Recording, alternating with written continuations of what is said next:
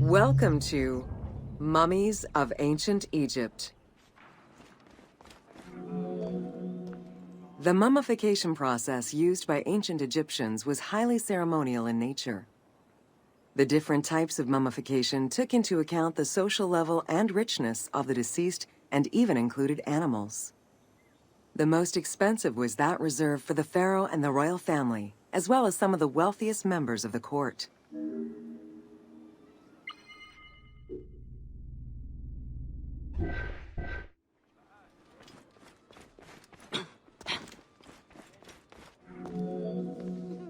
The first step was cleaning. Once bodies arrived at the mummification site, they were placed on inclined tables while the bodily fluids drained away. They were then cleansed by priests until they were deemed ready for the purification process.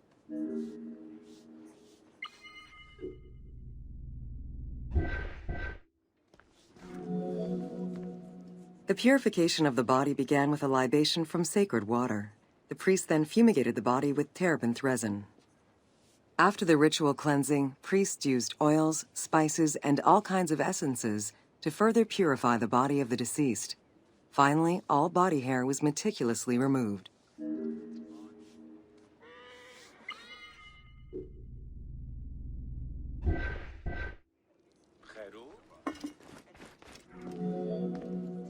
Once the body was properly purified, embalmers removed the organs, following very specific procedures. First, the brain was extracted by inserting a spoon through the nostril to break the ethmoid bone. Then, using a spatula, the pieces of the brain were removed as thoroughly as possible. What matter remained was extracted after a process of liquefaction, achieved through the use of a caustic liquid. The cranial box, once emptied, was rinsed and disinfected with palm wine, and then stuffed with strips of linen cloth and liquefied resin.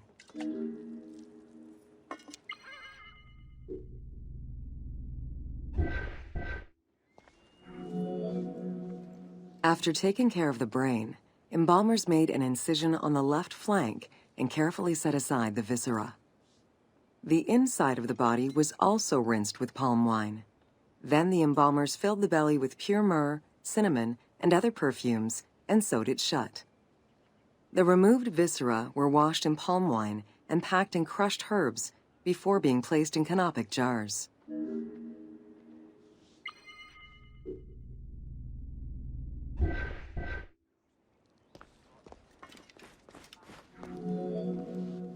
Canopic jars were placed close to the sarcophagus or kept in a chest nearby.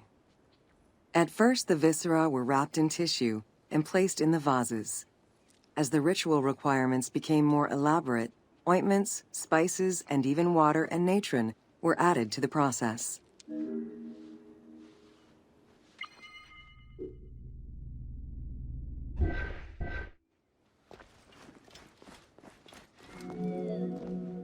Towards the middle of the New Kingdom, canopic jars assumed the appearance of the 4 sons of Horus.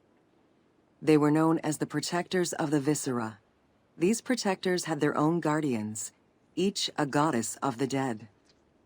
Imseti, the human-headed god, protected the liver and was protected by the goddess Iset. Hapi, the baboon-headed god, protected the lungs and was protected by the goddess Nephthys. Dumut-F, the jackal-headed god, protected the stomach and was protected by the goddess Neith. And finally, Kebesenuef, the falcon-headed god, protected the intestines and was protected by the goddess Selket.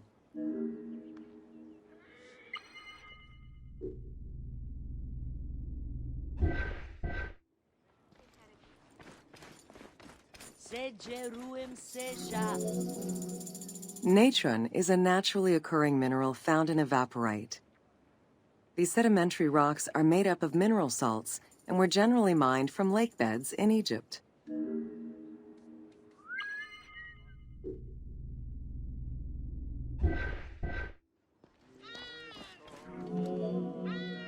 Embalmers used natron as a desiccant to dry the flesh and stop the corpse's putrefaction process.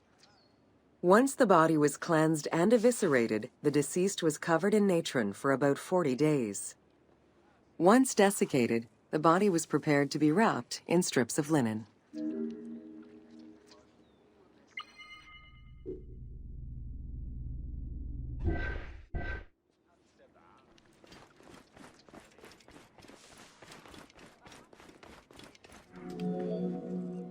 Once the body was fully desiccated by the natron treatment, embalmers oiled, painted, and sometimes even added hair extensions or a wig. They often used a henna-based antiseptic preparation to give the body a more colorful and lively appearance while preparing it to resist molds and fungi.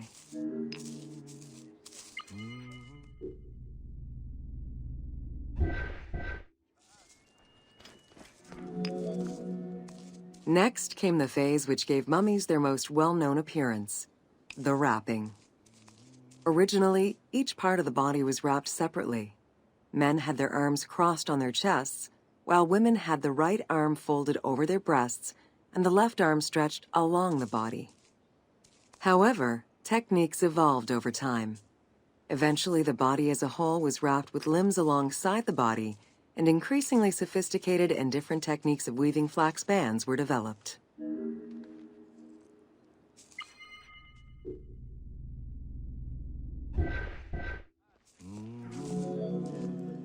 In addition to the jewelry and amulets arranged on the skin of the deceased, amulets were also carefully inserted into the weaving of the linen strips. Each amulet was linked to a myth, or to an ideological belief related to rebirth.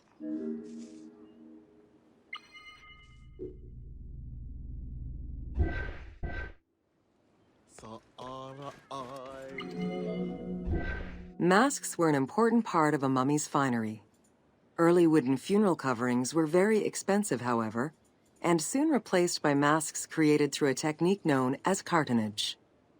Masks fashioned with this method were created by laying several layers of linen or papyrus pulp on a base made of mud or straw. Cartonage was used for more than funerary masks. Ornaments and the animal coffins of the late period were also made in such a fashion.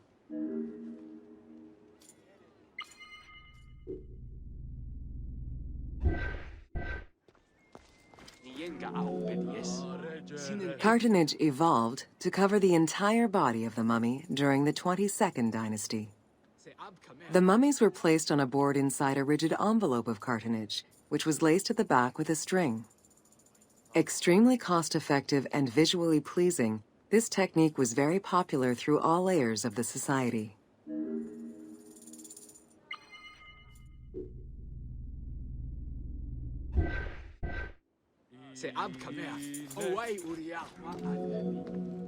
Cartonage envelopes were usually covered with inscriptions and polychrome decorations, specifying the names and titles of the deceased, scenes depicting daily life, or decorations specific to the funerary world.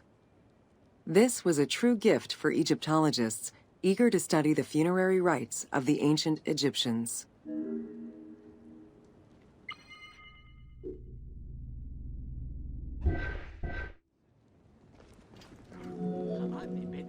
Once the mummy was properly wrapped and adorned, the embalmers proceeded with the ceremony of the opening of the mouth. A vital step of the funerary process, this ceremony was meant to bring back to life the deceased themselves, or an object representing the deceased.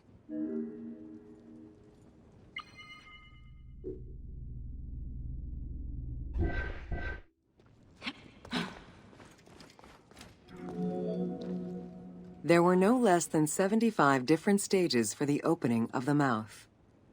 It required the application of the same oils, ointments, spices, and perfumes used during the mummification process. Makeup was sometimes part of the process as well.